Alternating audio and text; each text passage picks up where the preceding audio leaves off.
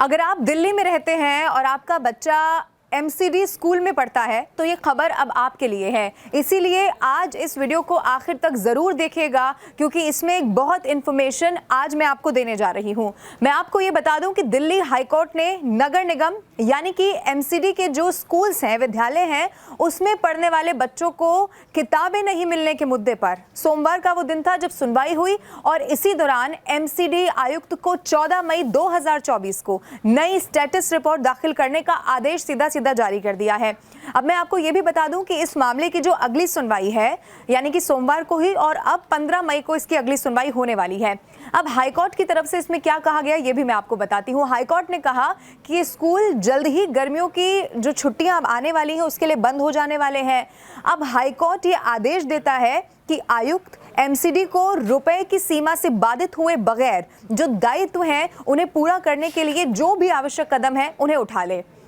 अब इसके अलावा आपको ये भी जान लेना चाहिए कि जो दिल्ली के एमसीडी स्कूल्स में बच्चे पढ़ते हैं उन्हें किताबें नहीं उपलब्ध हो पाई, तो इसी मामले में दिल्ली हाईकोर्ट ने दिल्ली सरकार को भी यहाँ पर कड़ी फटकार लगा दी है। अब कोर्ट ने कहा कि किसी भी राज्य में जो मुख्यमंत्री का कोई औपचारिक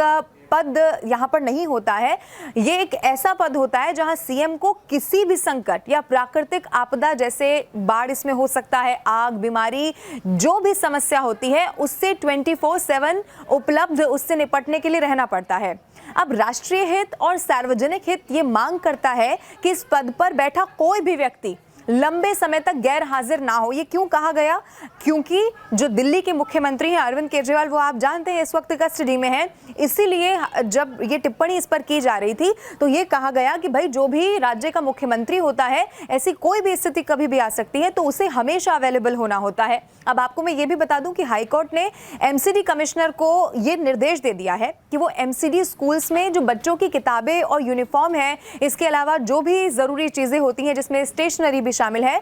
उसके लिए 5 करोड़ की ज्यादातर अधिकतम बजट की परवाह किए बगैर इन्हें वितरित कर दे, जो बच्चे हैं उन तक पहुंचा दिया जाए।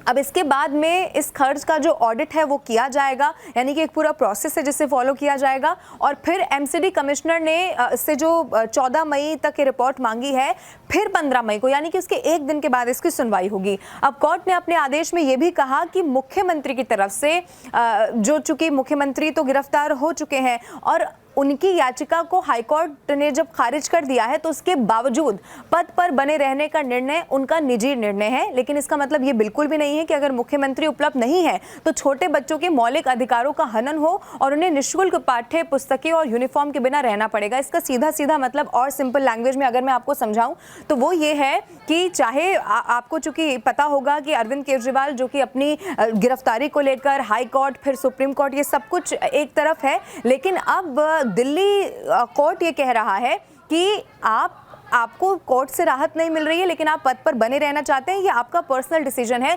लेकिन इसका मतलब बिल्कुल भी ये नहीं है कि चूंकि आप गिरफ्तार हैं, आप जेल के अंदर हैं, तो बाहर जो बच्चे हैं जिनके लिए आप ये पॉलिसी लाए कि भाई उनको ये सब कुछ मिलेगा, वो किसी भी रूप में उनको बाधित होना पड़े। ये एक तरह से आप देखेंगे तो फटकार भी। आगे मैं आपको ये भी बता दूं, कोर्ट की तरफ से ये भी कहा गया कि जो शहरी विकास मंत्री हैं सौरभ भारद्वाज जिनका नाम है, उनके बयान में सच्चाई है कि एमसीडी कमिश्नर की वित्तीय शक्ति जो होती है उसमें किसी भी तरह की बढ़ोतरी के लिए मुख्यमंत्री की मंजूरी की आवश्यकता होती ही होती है। अब ये बयान इस बात को भी स्वीकार करने के बिल्कुल बराबर है कि मुख्यमंत्री की गैर मौजूदगी के कारण दिल्ली सरकार पूरी तरह से ठप पड़ी हुई है। कोर्ट ने आगे ये भी कहा, आपको जान लेना चाहिए कि मुख्यमंत्री की गैर मौजूदगी जो होती है उसमें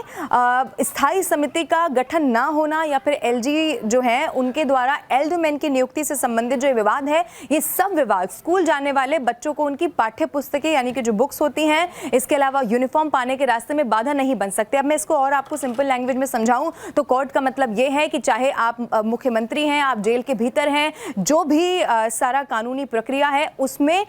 आप क्या सुप्रीम कोर्ट जा रहे हैं, आप हाई कोर्ट जा रहे हैं, वो एक तरफ है, लेकिन किसी भी रूप में जो बच्चे हैं जो स्कूल में जा रहे हैं उनको यूनिफॉर्म ना मिल पाना, उनको बुक्स ना मिल पाना, ये बिल्कुल भी नहीं होना चाहिए। और इसीलिए फटकार भी लगाई है, निर्देश भी दिया है कि जो भी कमी है उसे जल्द से जल्द पूरा कर लिया जाए। और इसीलिए अगली फिर से सुनवाई होने वाली है, रिपोर्ट बाकायदा मांगी है और ठीक उसके एक दिन बाद एक बार फिर से सुनवाई होगी। तो अभी देखना होगा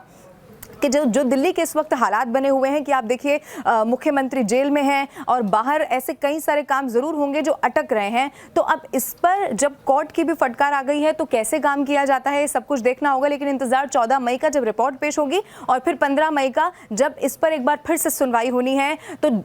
फिर एक बार देखा जाएगा, ऑडिट बाकायदा की जाएगी कि जो कमियाँ थी क्या उन्हें पूरा कर लिया गया है। और देखना यह भी होगा कि वैकल्पिक ऑप्शन अब दिल्ली सरकार के पास क्या बचता है। लेकिन ऐसी और भी कई सारी खबरें हैं जो आप तक पहुंचाने की हमारी पूरी कोशिश है। इसीलिए अगर अभी तक भी आपने न्यूज़ 18 इंडिया के यूट्यूब चैनल को सब्सक्राइब नहीं किया है तो अभी के अभी कर लें। और ये वीडियो आपको कैसा लगा कमेंट करके ज़रूर बताएं।